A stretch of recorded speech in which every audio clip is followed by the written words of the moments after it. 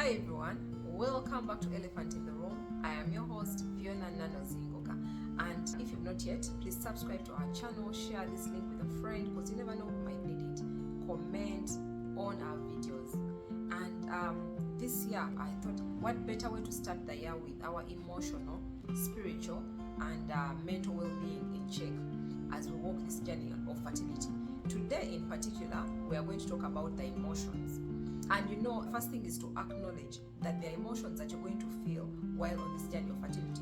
And some of the emotions that I noted out were, there are feelings of sadness, there are feelings of grief, there are feelings of disappointment. And while I was sharing with some of the ladies, these are some of the feelings that they expressed, that they have felt while on this journey. So there is fear, there is sadness, there's hopelessness, there is denial, there is anxiety, and some of them are nervous. And this is not far from the emotions that I have felt while on this journey. So the first thing is to acknowledge that there are going to be emotions that we are feeling while on this journey. And one question that I pose to you, if you're out there and you're walking this journey of fertility, I want you to think about it and let us know in the comment section, what is the most frequent emotion that you have felt? And we're not going to take it far back as 2020, or we are going to start with 2025. So just between 1st January 2025 and now, and now when you're watching this video, what has been your most frequent emotion? The second question is, what are the triggers to those emotions? What has been your most frequent emotion this year? And what are the triggers to that emotion? So a scripture that I noted here is John chapter 16 verse 33. And allow me to read it for you, because I'm sure by the time I quoted it, it is something good. Alright, so John 16:33 says, I have told you these things so that in me you may have peace. In this world you will have trouble, but take heart, I have overcome the world. So God does not promise us that there will not be trouble. And we know that these challenges of fertility are trouble. These things that come to disorganize, this is trouble. But God says that take heart, because in this world you will have troubles. There will be very many, including this journey of fertility that you're walking and the things that surround it. But I have overcome the world. And we know that only in Him shall we find peace. So the other thing that, after that I wanted us to talk about, after we have acknowledged that there are feelings there are emotions that I have while walking this journey, what are the techniques that you're using to express these emotions? Because we know that, and many times, and I have done it, I have shared several times how I have expressed my emotions in very unhealthy ways. And some of these unhealthy ways are whether it's going to be quarreling and constantly complaining, constantly grieving, you're negatively expressing your emotions. And we know and we acknowledge that the emotions are there. But trust me that there are healthy ways of expressing these emotions that we feel.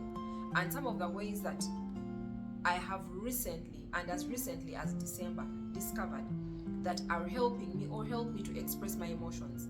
I know that some of us are good with journaling, some of us are not, but I have found that it has helped me so much. And I attended a workshop sometime in November, I think, and they taught us about something called brain dumping. And brain dumping has helped me so much. So these are techniques that we can adopt. These are things that we can learn, and learning doesn't end. So we keep learning on the job, we keep learning as we go along, we keep learning as we share with each other. What are some of the techniques that help someone that we might adapt to help us as well?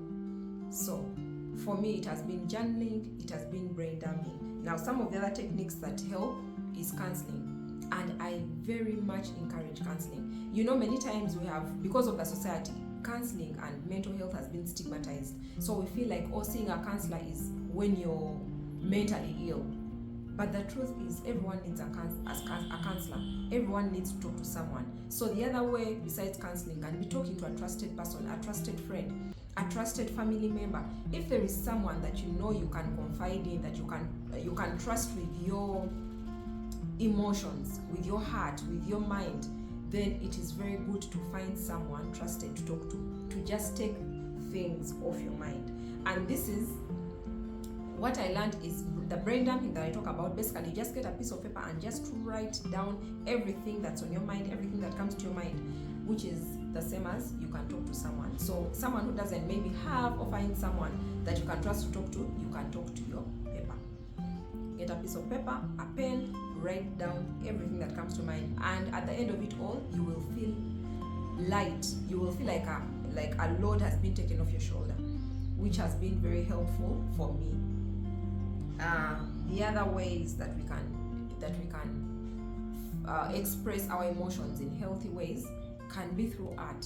There are people who are artists who like to spend time drawing and expressing themselves, expressing their emotions through their talent, through their skill of art. So it is something that we can think about. Think about what are those healthy ways that you're able to express your emotions.